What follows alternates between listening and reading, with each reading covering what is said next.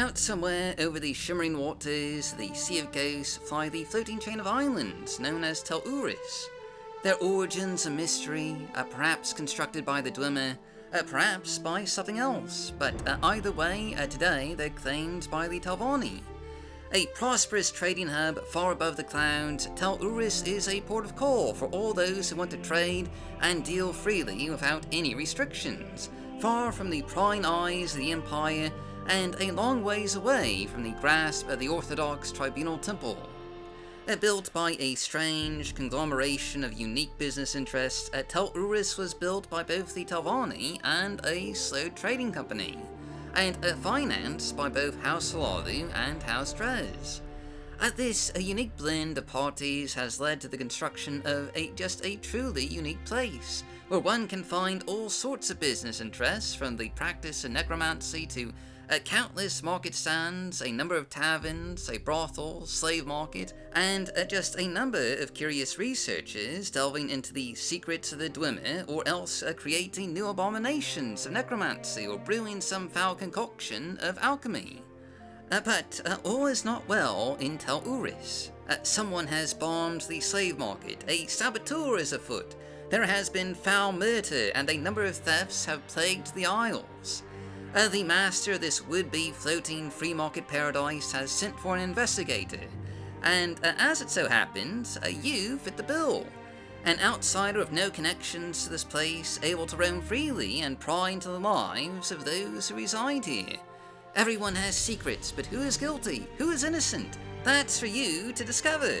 And that brings us to today's Mother Day, which today is Investigations at Tel Eurus by Team Dreamy Dreamers. Composed of Billy Fighter, Katya Corral, Marquand, and Ruffin Van Gaal. The second of our mod showcases for the mods the 2022 Madness competition, Tel Eurus is arguably almost just as massive as Secrets of the Crystal City, adding an entire new city to the skies over the Sea of Ghosts, with a scenic and beautiful set of floating Telvanni Isles just covered in the root and mushroom architecture the Telvanni are best known for, along with mysterious massive blue crystals and scenic velocity windmills, just lending the entire place a truly unique atmosphere. But as visually stunning and of course verticality inducing, and I do mean that literally, try not to walk too close to the edge, it is a very, very long way down. But as beautiful as all this is, the exterior is only one small part of Tel Eurus, for the real meat of this mod is in the numerous interiors, and of course the fairly lengthy main quest that you'll find here. But I do just want to spend a bit of time just highlighting some of these gorgeous interiors first, because the team just really has just outdone themselves in building an absolutely exquisite set of colorful, cozy, and unique environments, each one just superbly and excellently detailed and decorated.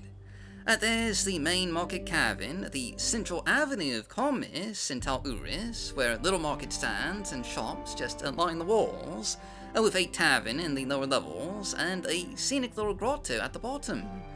There's the Necromancer Labs, a spiral of darkly lit and red glowing chambers where the dead are prepared for reanimation. And necromancy, just by the way, plays a big role on Tel Eurus. The island's entire garrison of guards and enforcers is composed of reanimated halfmen, an intriguing looking set of skeletal policemen that just patrol the walkways of Tel Eurus. Not only that, but the island's laborers, those who actually build the structures of Tel Eurus, are also just strange undead abominations, a mixture of undead flesh and mechanical pieces known as heavers. And I know this isn't necessarily a unique concept, but this does just remind me a bit of one of my favorite webcomics, Unsounded, where in the world setting, zombies are used as a labor force in agriculture and industry. And I really would just recommend that webcomic. It has just some fantastic world building, if also just a lot of really gruesome and disturbing details. So, just fair warning on that if you, decide to look it up. But anyway, getting back to Tel Eurus, I know we were just delving into the interiors here, but I do just want to take a moment just to note all the unique creatures, people, and faces that you'll find in Tel Eurus. There's truly quite the cast of characters here, quite unlike anything that you've seen before in Morrowind. The entire cast for the main quest just have these really distinguishable features. But, we'll get to that just more here in a moment. For now, though, I want to focus on a few more of the environments that you'll come across in Tel Eurus, including the Dwemer Labs, an engineering hall overseen by the ghost of a Dwemer spirit, and naturally a slowed necromancer / mechanic. And, I have to say, each and every one of the interiors in Tel Eurus are really just true atmospheric delights, and there's so many of them. Each interior cell is just unique and brimming with detail, and there's just so much creativity on display here. It truly is just a marvelous experience. While I know everyone was expecting something great from the ancestral Ashcons, especially with Melchior and Sealoft teaming up on the same team, I do think going into the competition that the Dreamy Dreamers were the most intriguing team by far. And I was especially curious to just see how their particular set of skills would come together. Billy Fighter, Kotya Karel, and Marquand have all produced some truly excellent atmospheric mods in the past. And they've all participated in the Morrowind mod jams, putting together some just really impressive mods in a mere 48 hours. So I had no doubt that if given an entire month, and not just 2 days, that they could manage to build something just pretty massive. Especially when combined with the superb artistic talents of Raffendangar. But Tel Eurus just vastly exceeds even my wildest expectations, both in terms of sheer scope and in terms of the absolutely amazing quality of the final product. Everywhere I looked when making this showcase was just an awe-inspiringly beautifully crafted environment, from the tavern off the Netchport to the various Telvanni house ponds, many of which are just so cozily decorated that I honestly just want to move in and call Tel Eurus home. Because, good grief, just look at these atmospherically exquisite scenes. There's some just really excellent usage of the assets from Ode Data here. Especially those wonderful mid-journey paintings that have just been used to superb effect in these interiors. And don't even get me started on the Tel Eurus jail. That place is just positively dripping with atmosphere. I do apologise, I know I'm gushing a bit here, and that's because, while my first love may be verticality, my second love is very much atmosphere, and the team just really knocked the atmosphere out of the park. I mean, I spent literally over an hour, possibly more, just exploring all these atmospheric and cozy environments. But just getting back to the rest of the showcase here, the main quest of Tel Eurus follows an investigation into who is sabotaging the city. And over the course of this main quest, you'll get to meet just an assortment of curious characters. From Draven Urus, who's hired you to find the saboteur, to Astoria, Draven's naive apprentice, that's been assigned to just help you on the case. To the captain of the guard, the repulsive necromancer Calanus Artino.